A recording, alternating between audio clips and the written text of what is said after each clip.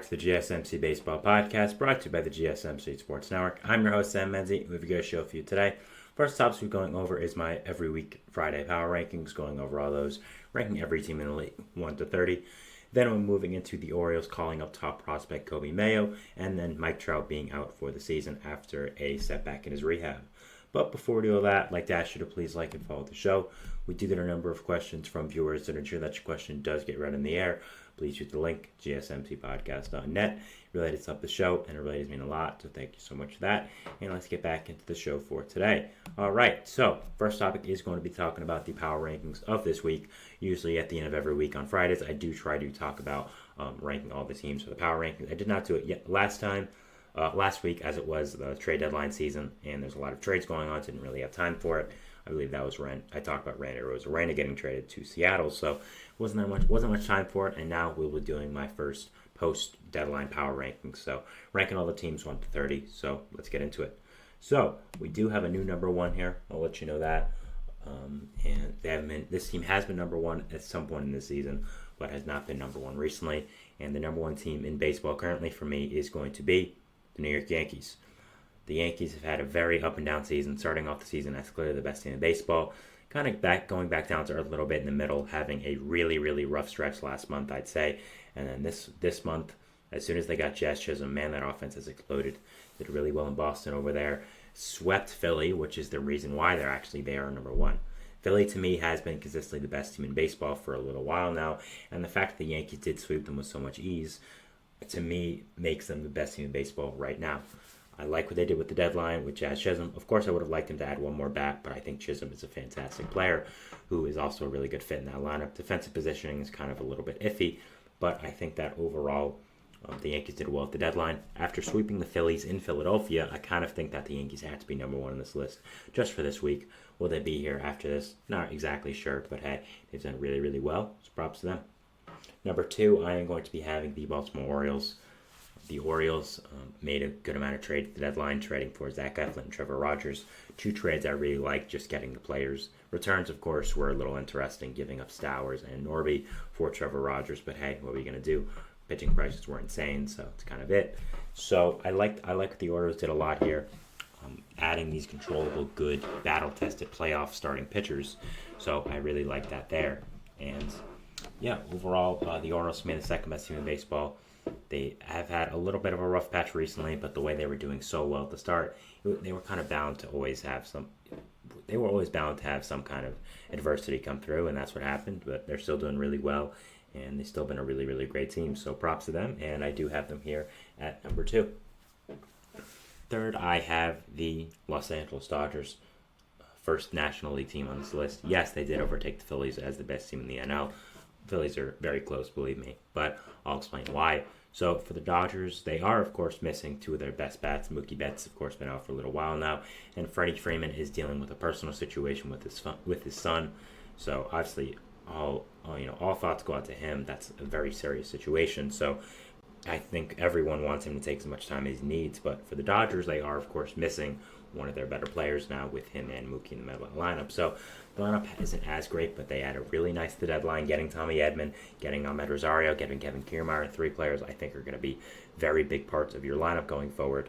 Jack Flaherty, of course, adding the ace-level pitcher that you needed. So Dodgers have been really, really good recently, and with the Phillies being swept, I do think currently they are the best team in the NL. Currently, on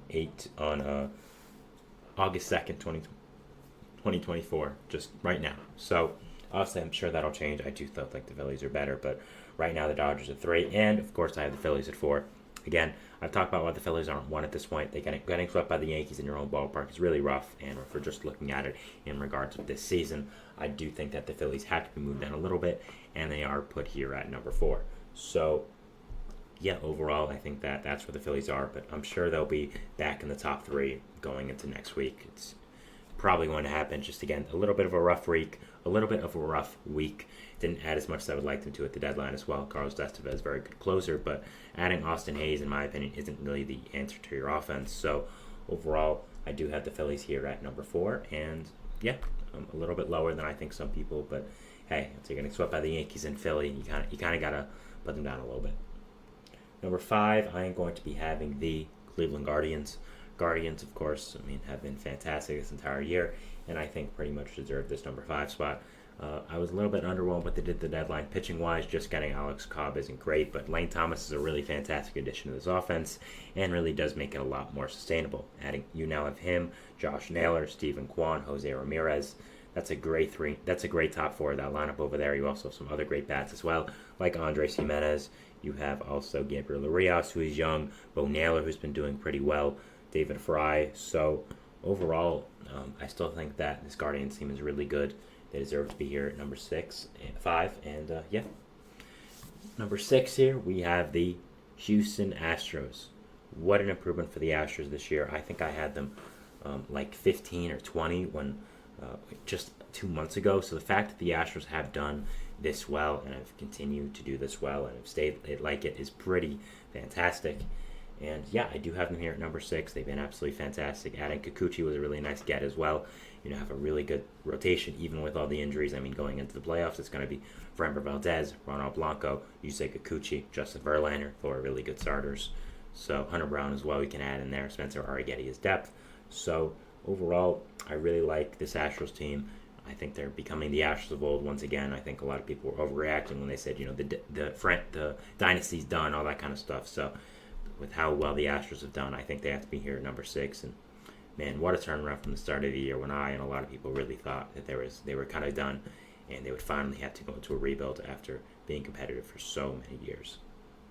7, I'm going to be having the Kansas City Royals. I really, really like what the Royals did at this deadline. Adding Lucas Erceg and Hunter Harvey as bullpen arms was a really good job by them. Paul DeJong should help shore up your second base position as well. And Michael Lorenzen should give you a solid number 5 starter. You have a really great top 4, but I think the number 5 spot has been a little iffy with Alec Marsh being in there.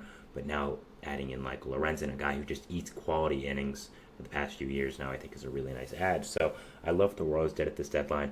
Bobby Witt Jr. is playing like the MVP. Benny Pascantino, MJ Melendez, Salvador Perez, Michael Garcia, other guys as well in this lineup who are also really good. So I like what the Royals have been doing. I like this team overall, and that's why I do have them here at the number 7 position. Number 8, I'm going to be having the Milwaukee Brewers. Didn't do much this time. I would have liked them to do more. I think they should have added a left-handed outfielder bat with the loss of Christian Yelich for a little while. But added Frankie Montas is a very solid starting pitcher who can eat some quality innings. And overall, I think that this Brewers team still is very good. Have a lot of good young hitters. Of course, there's Rhys Hoskins, who you signed in the offseason, who has been fantastic. William Contreras has been one of the biggest breakout stars this year. Young superstars like Jackson Chourio. You also have Sal Frelick, Tyler Black, Garrett Mitchell, some other guys as well on this lineup. So this Brewers team is really good. Their pitching is going to become a weak spot for them down the season, but right now they've done really well, and their offense is pretty great.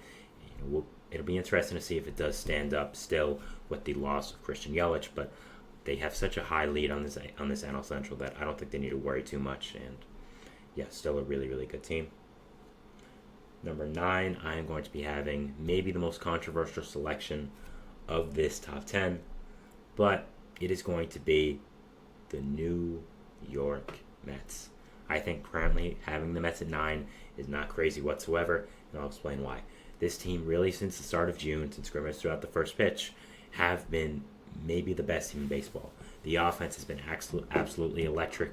The rotation has been very solid. Obviously, it takes a big hit now losing Kodai Senga for the year. He came back from injury and now he's out for the year.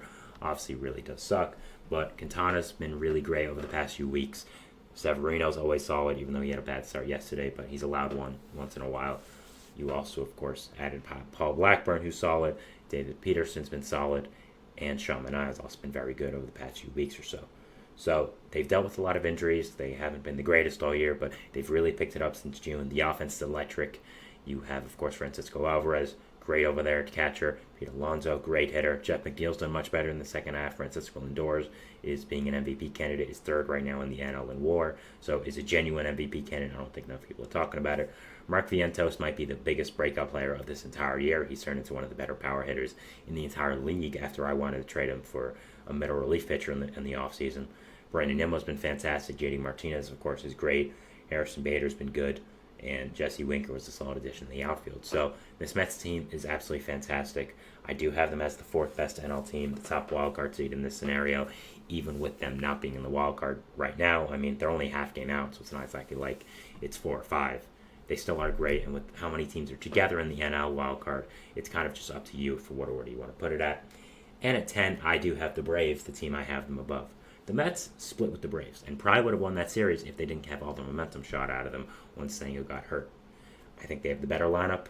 I think the Braves pitching is going to collapse at some point. I just don't think Renato Lopez and Chris Sale are going to continue with this. And I think Max Fried is going to suffer a more serious injury because just how it's going with his arm injury. So overall, I do have the Mets above the Braves. I still do have the Braves top 10, but I didn't really like what they added at the deadline. I think they should have gotten the starting pitcher. I think the Soler fit is a little awkward.